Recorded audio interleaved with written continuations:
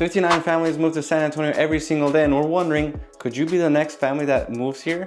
In this video, guys, we're going to discuss the topic about crime, diversity, and taxes. One of which are probably one of your questions that you guys are curious to know about, so we're going to discuss that right now.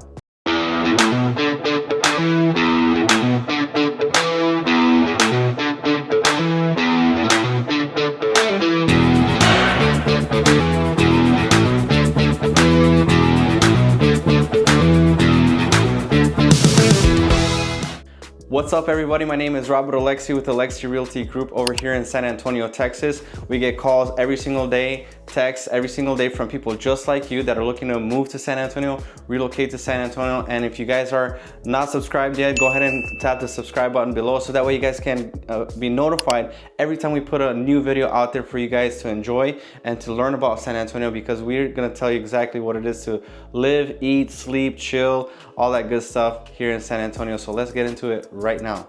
Before we dive into the topic of crime, I want you guys to know that every single thing that we're going to talk about is going to be in the link description below. That way you guys can see everything that we're talking about and you guys come up with the final conclusion if San Antonio is a fit for you or not. So let's start with number one. We're going to start with crime. When it comes to crime, you can look at so many things out there, and you're gonna have analysis paralysis. You're gonna think, oh, San Antonio is very safe. San Antonio might not be safe, you know. So I'm gonna tell it like it is, because I've lived here as a local since I was at the age of 12 when I moved from Chicago back over here down south in the San Antonio area, and I'm gonna just let you guys know. Growing up, I grew up in the Crown Ridge subdivision right outside of 1604. I felt super safe. Back then in 2005, what you guys know now as the Rim Shopping Center, which is across I-10, that was nothing. So I was actually out there in the boonies back around that time. But now everything around that area has developed. It's like a really sought after area. I do have a lot of friends that, you know, hang out in that area. For example, in the Rim Shopping Center, there's a gym.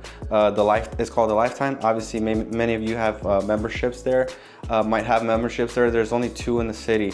And I remember a friend of mine from church, he went there. He likes to go there early in the morning, and he was like almost about being robbed from his truck. And this is like an absurd story for me to hear, because like I know this area is safe. So it just depends, you know. You have no idea what can happen throughout the city, right? So you know, in the not so good areas, you know, in the not so good areas, there might not be happening anything, right? So, but in maybe the better areas, from time to time you get a car stolen, or Amazon boxes stolen, you know, stuff like that, you know. So a cool app to use obviously is Ring, so you can check out the activity that's happening in your area. So that's something I definitely recommend when it comes to checking out crime. I have all the police links, the city of San Antonio links for when it comes to crime rates, all that stuff. So that way you guys can look it up. So that's what I would do. I do want to share with you a story when I bought my first house in the northeast part of town. It was in a subdivision called El Dorado. It's near I-35 and 1604 corridor. If you guys are planning to move in that area, when I first bought the house, it was at foreclosure, and I remember seeing the house when I did the showing. There was a plywood board on the window, and I heard the locals there, the neighbors, that they saw there was like a gunshot in that house, like just rob stuff, you know. They saw it vacant, wasn't being lived in. So and the listing agent and the VA Veteran Affairs, they boarded it up so that way they can help, you know, sell the property, which I later bought, fixed it up, and then lived in it about less than 2 years. So ever since I lived in that part of town, you know, I didn't see any creepy activity, any you know, sketchy activity. So I felt safe, you know. I know from, if you were to interview my wife and her point of view, she might say otherwise. The reason why is because I like to do a lot of things. I like to go play sports. I'm out with the guys, and you know, when she's at home, she might not feel safe. When it comes to that, you know, I want the ladies who are watching to be aware of that. You know, it's just something that we went through as a young couple without having any kids. So, but I definitely enjoyed my time there when I first bought my house with my wife. But I'm also very active in my church. I serve a lot, so I'm always out going to band rehearsals, you know, maybe at youth nights sometimes. things of that nature. So I'm kind of gone quite a bit, and then when she's at home, you know, later in the afternoon or in the evening, you know, she'll be fine. But you know, just that thought comes in your head like, oh, am I safe, right? So that's something I want to share, you know, firsthand from a local like me about what's going on in the crime scene area topic that we're talking about right now. I'm in my second house now where I'm shooting actually this content right now, but a couple months back, you know, I'm in the, let me rewind real quick. So I'm in the I-10 de Zavala Eckert area right now. So this is my second home that I bought in the span of my lifetime, right? I'm only 31 years old recording this right now, but anyways, the fact of the matter is, like, I feel in a very safe neighborhood. I love my neighbors. My neighbors across the street are great. My neighbors on my right and left side are great. We have each other's phone numbers. We text each other when we're gone. Hey, is everything okay? So I definitely feel safe. But from time to time, like these idiots that come like around 5 in the morning, checking my cars to see if they can steal some cash or some items that I may have in my car. My next door neighbor, his son, who lives like a block away, he didn't lock his car at night. So guess what? And when they checked his car, they were able to get into his stuff, grab whatever they could, and out of there. So when it comes to, you know, the crime scene in San Antonio, it just depends. I, for one, I cannot steer you guys to move in any area of town that's against you know, the laws and National Association of Realtors and all the higher ups that oversee our activity and helping you guys.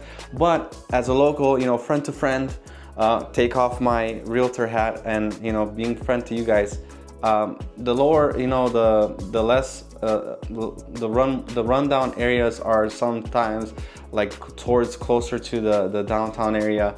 I wouldn't recommend those for you guys who are like wanting to have like a raise your family, have kids, you know, and all that stuff. So somewhere I'd recommend is somewhere in the northwest part of town, north part of town, northeast. I'd recommend any of those quadrants, northwest, northeast quadrant, and above that the downtown line. That's what I would recommend for you guys. I hope I don't get in trouble for saying this, but it is what it is. I know you guys want it raw, real, and out there, and that's what I'm gonna share with you guys. Okay, so next topic is the topic of diversity. We have a lot of diversity in San Antonio. Like I mentioned in another video before, over 60% of San Antonio is made up of Hispanic community.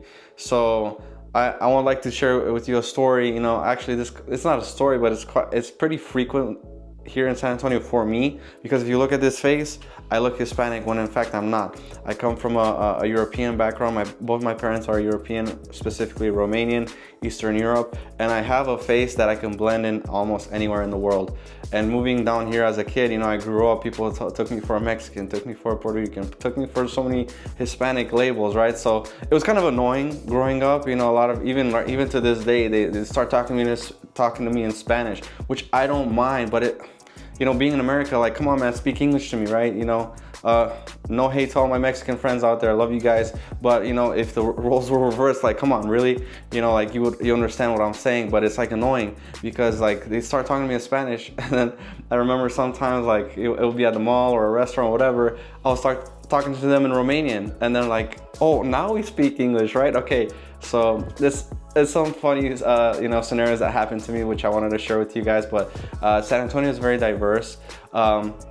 The other 40% is the rest. You know, you'll have some Arabs, you'll have you know, black people, you have Europeans, you'll have just a majority of people that you can. It's like literally a melting pot, you know. And another reason why it's a melting pot is because we have so many military bases here. So that for sure will bring a lot of diversity into the city of San Antonio, because it's a highly touristic city as well. You know, we have the famous Riverwalk, we have the famous Alamo that people like to visit, and we're just, you know, we had the Miss Congeniality shot at the Riverwalk. We also had the famous Tejano singer Selena, the movie shot by Jennifer Lopez and all the rest of the cast down in San Antonio Riverwalk. So there's a lot of cool things to visit and do when it comes to those things. So that's why there's a lot of attraction when it comes to diversity, and not just that only that visitors, but the people as well that live here. So I want to share with you guys that, because that's something that you guys want to consider when it comes to also business purposes. Like I know there's a particular guy that, you know, has like an assisted living business, and he did mention that it's kind of annoying for him because he wants to get more higher clientele, and then the Hispanic community, I guess you can't break through with that. So it just depends, you know, like bigger cities like in Portland, Oregon, maybe Chicago, New York, maybe have better breakthroughs in business. I don't know, that's up to you. Do your research. I definitely recommend you guys, you know, take the time. I'm so glad you guys are watching this video, so that way you guys can get informed on making the best decision moving forward if San Antonio is the right fit for you or not. I'm going in a deep rabbit hole right now. I remember a time when I lived in Germany. I literally buzzed up my head and had a buzz cut. And over there in Germany, there's a lot of Turkish people. And I definitely have a face of a Turkish guy when I leave my beard on. And I remember sitting on the train like this. I would look like one of them, you know, like I look like a scary dude. I've never been bald in my life, actually. I took that opportunity because I was by myself when I lived there, you know, for soccer purposes, chasing my dreams to become professional. But it was a funny time. Like I feel like I told you guys before, like everywhere I go, I feel like I could blend in. You know, I have a good tan right now. I'm a little bit white, but when the sun kisses me, you know, really well, I have a good day at the beach or a good day at the lake, you know, I get pretty dark and I can blend anywhere. So if you're like me, you have an international face that you can blend anywhere, it's gonna happen. Next topic is taxes. So this is a very important one that many of us deal with here in San Antonio, which is kind of scary if you're coming from another state that has lower property taxes. So right now, the average is about 2.6% in property taxes. So you hear that number like, Robert, that's scary. What are you talking about? Why would I want to move to San Antonio now that I know the average tax rate? So don't get too scared right now, because the state of Texas is a no state income tax. Sorry, let me say that again. The state of Texas, it's a no state income tax. So obviously we're all federal, but the state of Texas doesn't have the state. So state income tax. So that, with that being said, that's how we make up in the other expenses that we need to cover as far as the city of San Antonio and the majority of state of Texas. So when it comes to housing, especially in San Antonio, look up the link below. I have it attached in the Google Docs. Just scroll down and you'll see a bunch of those municipalities and counties that you guys, depending on where you want to move, you can see that it's over there in the link. But that's something to consider whenever you're moving to San Antonio. Like for example, if you have the two similar style homes priced pretty much the same, but in different municipalities or different counties, it may vary in a couple $100 plus or minus. So it just depends. So that's why when you guys reach out to us, we'll be glad to share this information more in depth with you rather than just this video, because we're gonna get to your desired wish list. You're gonna get to the desired areas. We're gonna explain to you based on your budget. That's why it's so important to contact us, guys. And when you contact us, you're definitely gonna reach me or a member of my team. Well, we get calls and texts every single day from people just like you. So I cannot stress how important it is for you guys to reach out and book a call, book a link with us, something, so that way we can help you guys get you home here in San Antonio where you guys want to be. So that's what I'd recommend. But back to the topic, you know, regarding taxes, it's so important to realize that that's not only property taxes here, but we also have the sales and use tax, which is around just above 8%, about 8.25 if I'm correct. So for every $100 you spend, that's about $8.25 that is taxed on you, on your behalf. So I mean, you don't really feel it when you go out, you know, when you go on a shopping spree, you know, stuff like that, every single day stuff. You don't really feel it, but you know, San Antonio in general is affordable as a whole. I know a lot of people that are moving from out of state say that, so that's something that's a feedback that I've been getting. Obviously, there's some people here and there that complain that it's still too expensive for them, so it just depends, you know, life happens, you know, maybe money might be tight, so maybe it might not be a good move for them at that point. It just depends. But the majority of people that we've dealt with, they've been saying that San Antonio has been such a great place to move to. Warmer weather, you know, if you're coming from the colder states, San Antonio's where to be. Right now, I'm shooting in the month of October. I'm enjoying the weather. I have actually a long sleeve on, so I'm enjoying the crisp weather in the morning. It gets nice and warm in the throughout the day. You might need to take your long sleeve shirt off, but and replace it with another one that's short sleeve. But still, the weather right now in the fall time is amazing. But it just depends, guys. Like I said before, San Antonio is not a fit for everyone. That's why I'm doing this for you guys specifically, because I care about you guys. I care about your families, your children. That way you guys make the best decision moving forward if San Antonio is right for you. So I hope this information is helpful. Let's continue on in the video. I do want to make a mention. I actually stored it here on my phone in my notes. The city of San Antonio and pretty much the state of Texas as well. But if you guys are looking to move to San Antonio, we do have this thing called exemptions when it comes to property taxes. So I literally copied and pasted it on my notes from the website, the county website. So that way I could share with you exactly what they're saying. So basically the property tax exemptions are the following for property owners. People who are like their homestead, their primary residence, are entitled to a 20% exemption of the market valuation of their home. So with that said, guys, like if you guys are, let's say, already purchased with us and you guys wanna, let's say some time passes, I think you could still do it in the same year or the very beginning of next year after you purchase. You guys can reach out to us. We'll do a market analysis for your property, try to bump the price down so that way you guys can get more savings on your taxes. Who doesn't like savings, right? So let us know, and then that way you can do it for free. You can submit it to the county and you know, protest your taxes. So that's a cool thing that we can do. You might see services out there in the mail that you can, oh, we'll bring your taxes down. You can. I've never used it because one, I'm my own broker. I can do it myself. As far as coming up with the data and the market analysis for my primary residence.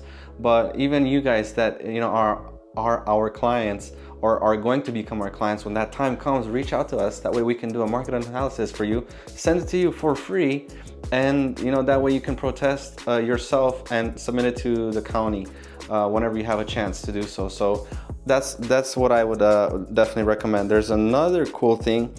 For those of you who are watching or have loved ones that are over 65, there's this thing called the over 65 exemption, which is for property owners who claim their residence as their homestead.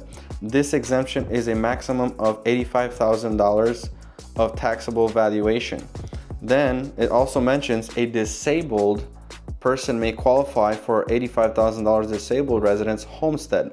All these applications are online, all these forms that you fill out. So reach out to us, reach out to any title company too. These title companies also have these forms whenever you want to submit a protest for your taxes. And there's that. Now, I'm sure there's something that I didn't cover in this video that probably you have a question about. Go ahead and leave it in the comments below. That way we can see it, and then you can, you know, text us personally with our contact information below, and we can get that answer for you. So with that being said, I want to thank you guys so much for watching. If you guys like this type of content, go ahead and like, share, and subscribe.